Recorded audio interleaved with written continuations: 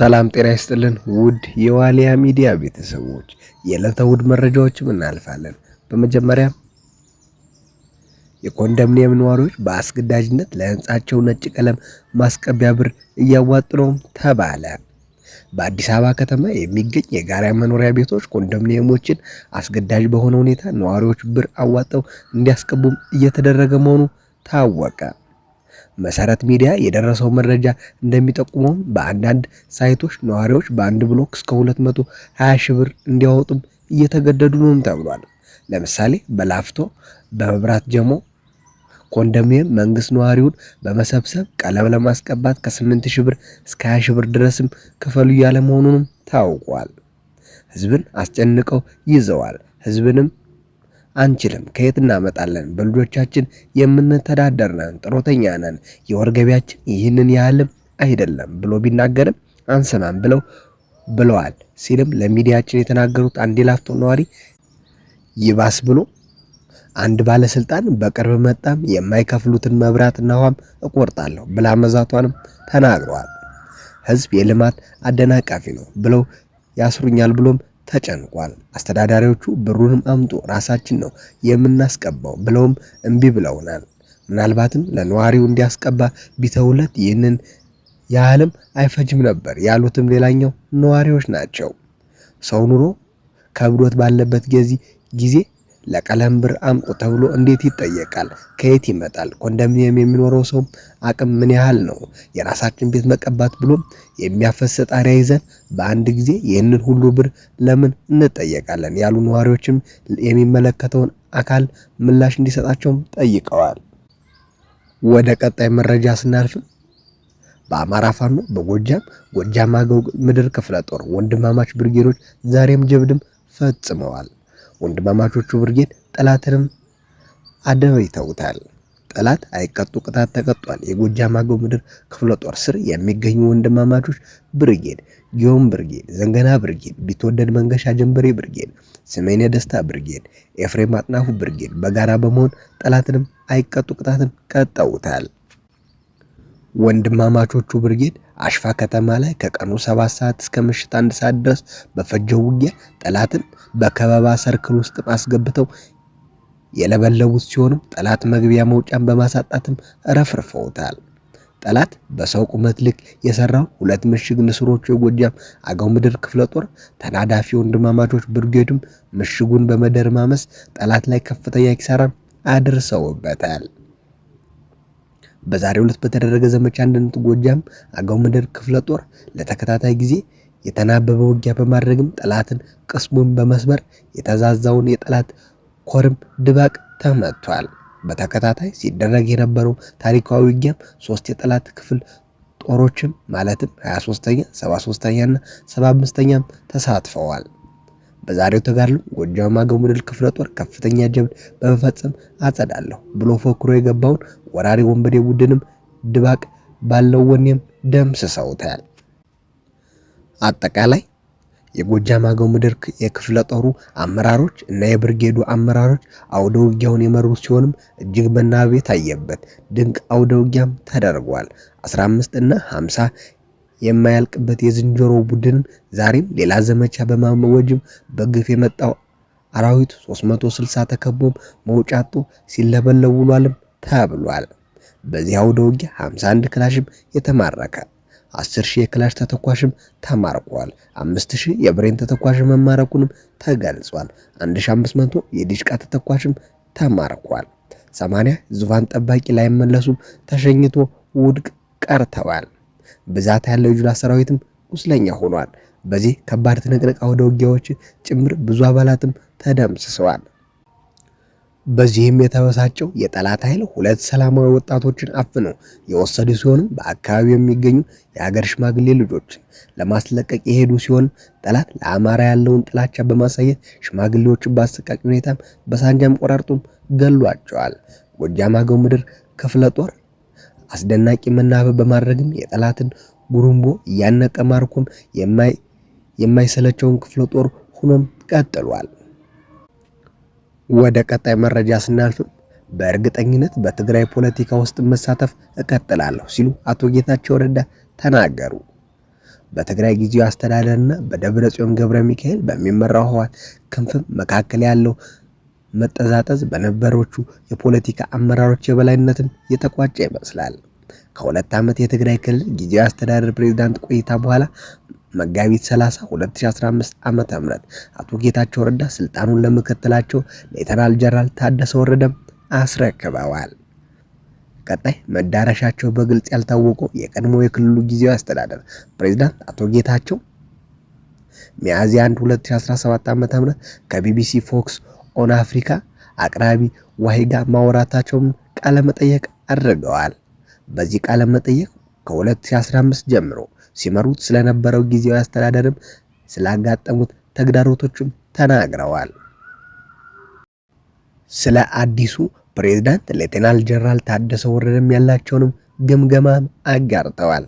አዲሱ ፕሬዝዳንቱ ለየትኛውም ጉዳዮች ቅድሚያ ሊሰጡ እንደሚገባ እና ሊገጥሟቸው ስለሚችሉ ተግዳሮቶችም ገልጸዋል።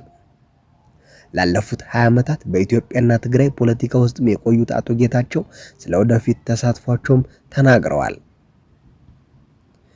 በዚህም ቢቢሲ የ2 ዓመት የስልጣን ዘመኑ መለስ ብለው ሲያዩትም ቁልፍ ተብለው የሚጠቀሱ ስኬቶች ምን ነበሩ ሲልም ይጠይቃል ቢቢሲ።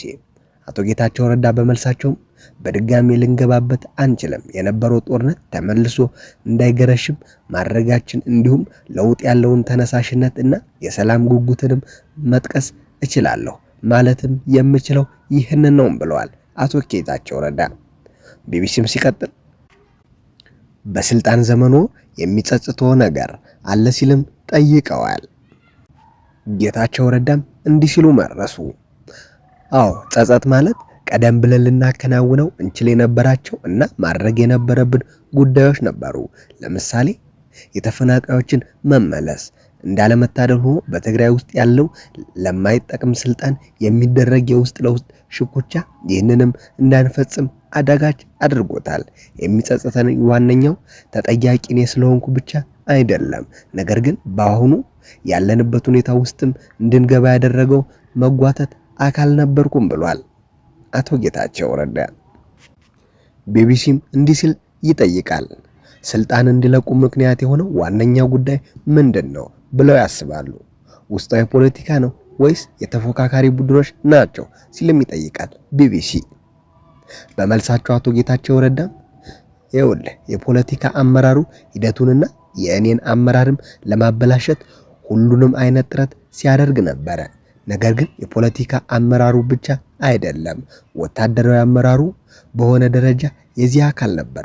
ዋነኛ ተጠያቂም ባላደርገውም ውስጣዊ የፓርቲ ሽኩቻ መኖሩ በአንድ ዓመት ውስጥ ልናሳካ የገባን የነበረውን ማከናወን የነበረበትን ነገሮችም እንዳንፈጽም አድርጎናል። በሕግ አንጻር ሲታይም የጊዜያዊ አስተዳደሩ የስልጣን በተቋመው 2 ዓመት ውስጥም ያበቃል። ስልጣኑን ለማስቀጠልም የሚሰጥ ውሳኔ በፌዴሬሽን ምክር ቤት በኩልም ማለፍ አለበትም ይላሉ አቶ ጌታቸው ረዳ። ስለዚህ በዚህ ሂደት ውስጥም የተፈጠረ ማንኛውም ጉዳይ የውስጣዊ የፓርቲ ሽኩቻና የፕሪቶሪያው ስምምነት ሙሉ በሙሉ አለመተግበር ውጤት ነው። በሁለተኛ ደረጃ የፌዴራል መንግስት የአመራር ለውጥ ማድረግ እንዳለበት ከተሰማው ይህንን ማድረግ ምክንያታዊ ይመስለኛል። እኔ መልቀቅ የብዙ ምክንያቶች ውጤት ነው።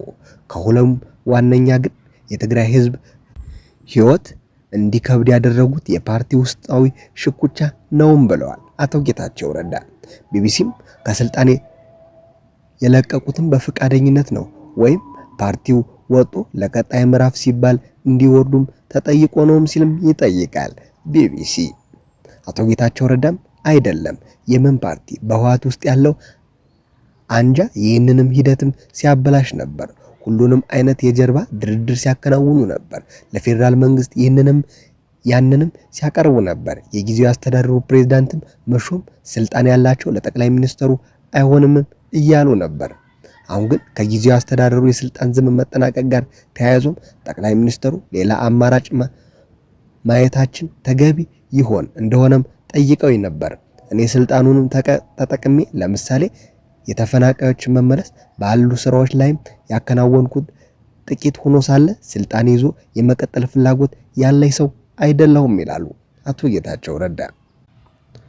ስለዚህ ለእኔ ጉዳይ የጊዜው አስተዳደሩ የስልጣን ዘመን ሲጠናቀቅ አይቀር የነበረ ነው።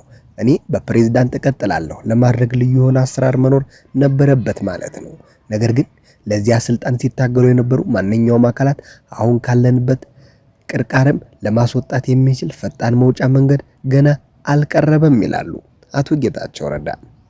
ቢቢሲም ሌላ ጥያቄ ሲጨምር ስለ አዲሱ ፕሬዝዳንት ይንገሩን፣ እርሳቸው ሹመት ለትግራይ ክልል ምን ማለት ነው ብለው ጠይቀዋል። ቢቢሲ ጌታቸውም እንዲህ ሲል ይመለሳል። በዚህ ጉዳይ ላይ መናገር የምፈልገው ትንሽ ነው።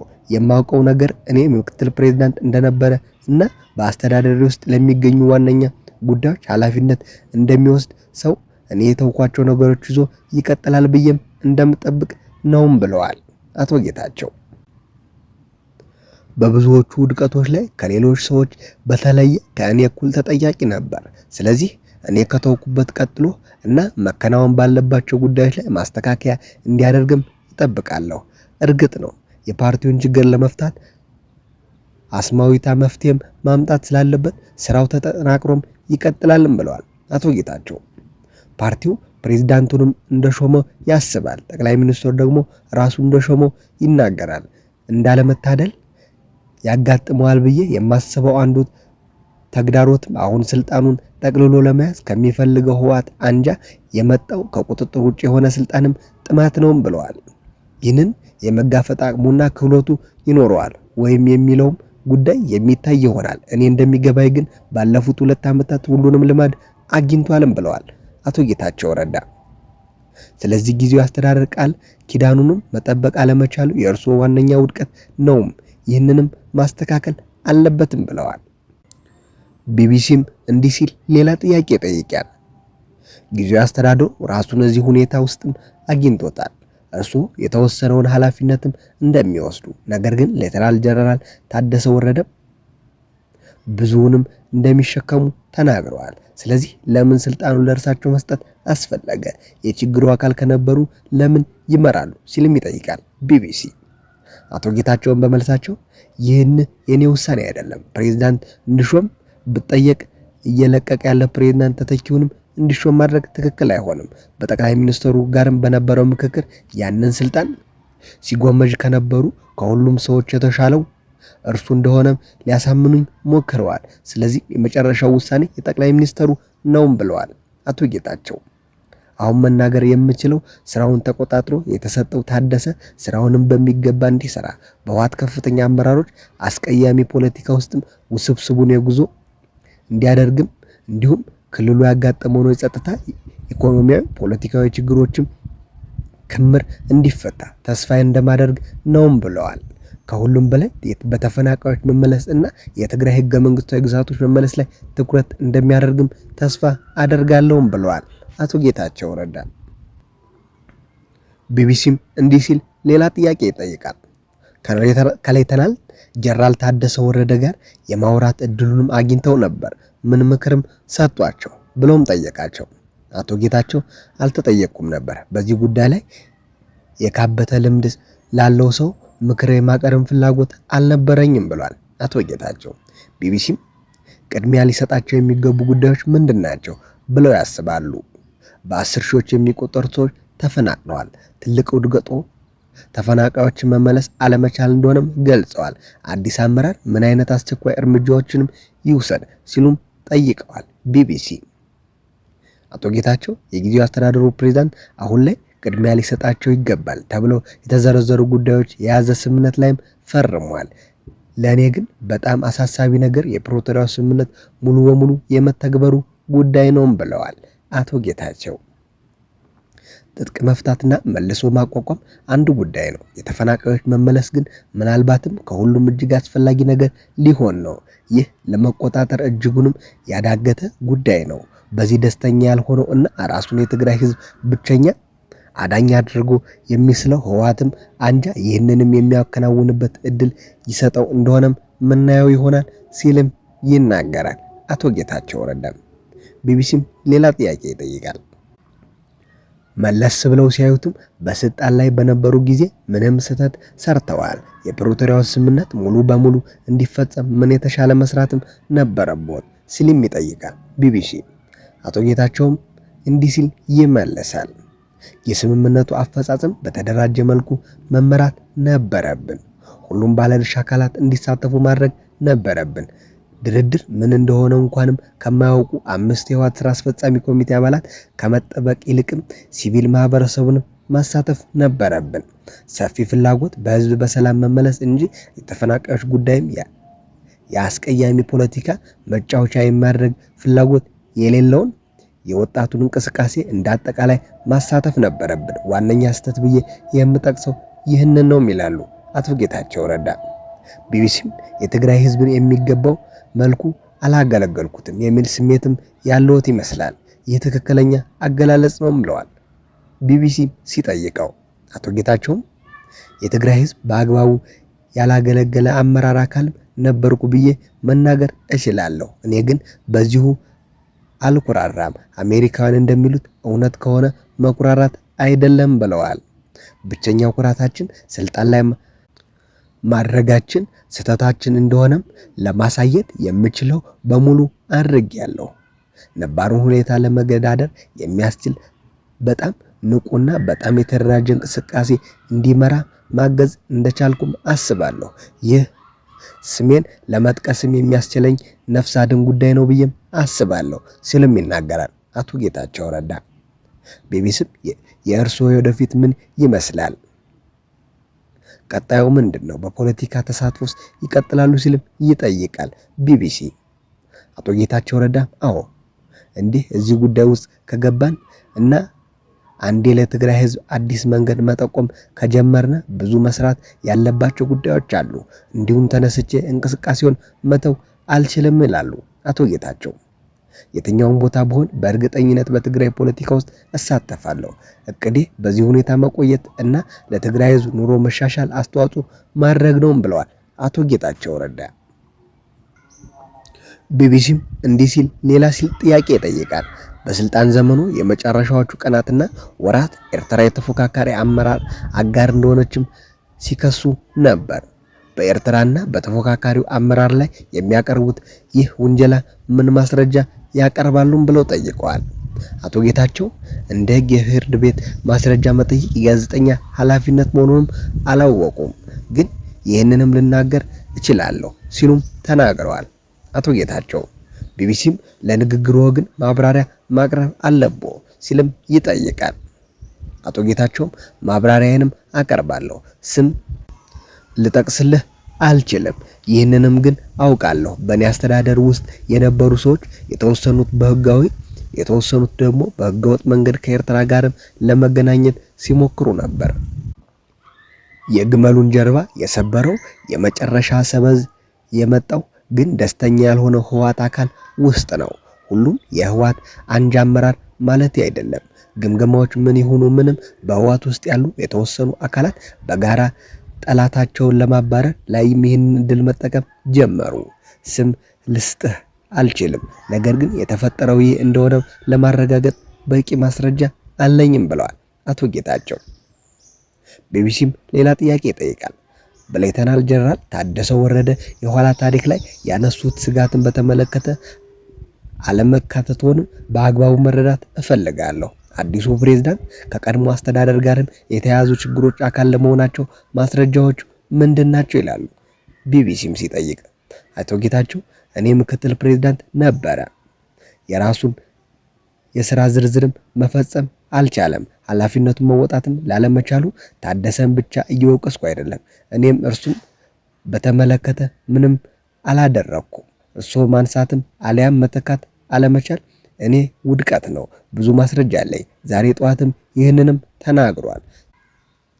የእኔ ምክትል ነበረ፣ እናም ለጸጥታ ጉዳዮች ኃላፊነት ነበረበት። ብዙ ጉዳዮች ላይም ኃላፊነት ነበረበት። እኔ እስከሚገባይ ድረስ የእርሱ የሥራ ዝርዝርም በውድቀት የተሞላ ነው። የእርሱ ውድቀቶች ግን የእኔም ውድቀቶች ናቸው ሲልም ይናገራል አቶ ጌታቸው ረዳ። ቢቢሲም እንዲህ ሲል ሌላ ጥያቄ ይቀጥላል። ከፕሬዝዳንት ትዕዛዝም ሲቀበል እንደነበረም አልተናገረም። አንዳንዶቹ እንደሚናገሩትም እንደ መሪ የተጠቀሷቸው ጉዳዮችም የሚወድቁት በአንተ ትከሻ ላይ ነው ብለዋል አቶ ጌታቸው ረዳም ሞኝ አትሁን ሲልም ይናገራል። ቢቢሲም ጥያቄ ብቻ እየጠየቅኩ ነው ሲልም ይናገራል። ቢቢሲ አቶ ጌታቸው ረዳ አይደለም ይህ አይነቱ ትዕዛዝ ታውቃለህ፣ የትግራይ ፖለቲካ አስቸጋሪ ነው፣ ይቅርታ ለተጠቀምኩትም ቃልም ብለዋል አቶ ጌታቸው ረዳ። ቢቢሲም እንዲህ ይላል፣ ይቅርታ አያስፈልግም ይቀጥሉ ይላቸዋል አቶ ጌታቸውን። የትግራይ ፖለቲካ በጣም አስቸጋሪ ነው። ራሱን በራሱ የሚመራም አካል አድርጎ የሚቆጥር የሚመስልም የተደራጀ ሰራዊት ያለበት ብቸኛ ክልል የኛ ነው። የፕሪቶሪያ ስምምነት ይህንንም ያልተለመደ ሁኔታ እንዲፈታም ይጠብቅ ነበር። ታደሰ ግን እንደ ሰራዊቱ አዛዥም የተወሰኑትን የኔን ውሳኔዎችም መቃረን እንደሚችልም ያስባል። አንተ ባለህበት የዓለም ክፍል ለሚገኙ ሰዎች ይህንን ለመረዳት በጣም ከባድ ነው። ታውቃለህ፣ ፕሬዝዳንቱ ውሳኔ የሚያሳልፉበትና ውሳኔውን በምክትሉ በቁም ነገር የሚወሰድበት ሁኔታም አልነበረም ሲሉ ይናገራሉ አቶ ጌታቸው ረዳ። ይህ አንዱ የችግር አካል ነበር። እርግጥ ነው አንዳንዶቹ የኔ ውሳኔዎች ተፈጽመዋል። አሁን ግን ለስኬቶቹ ኃላፊነት እንደሚወስዱ ሁሉ ውድቀቶችንም ተጠያቂነት እወስዳለሁም ብለዋል አቶ ጌታቸው። በእኛ ጉዳይ ፖለቲካውን የሚበልጥ አስቸጋሪ የሚያደርገው በስልጣን ላይ ያልሆነ ፓርቲ ሁሉንም ጠቅልሎ ለመውሰድ የመንግስትን ሀብትንም ለመቆጣጠር የሚሞክር መሆኑ ነው። በመንግስት ስር መሆን ነበረበት። ሰራዊቱ ደግሞ በራሱ የሚቆጥረው ራሱን እንደቻለ አካል ነው። ትንሽ የተወሳሰበ ነው፣ ለመረዳትም ያስቸግራል ሲሉም ይናገራሉ አቶ ጌታቸው ረዳ።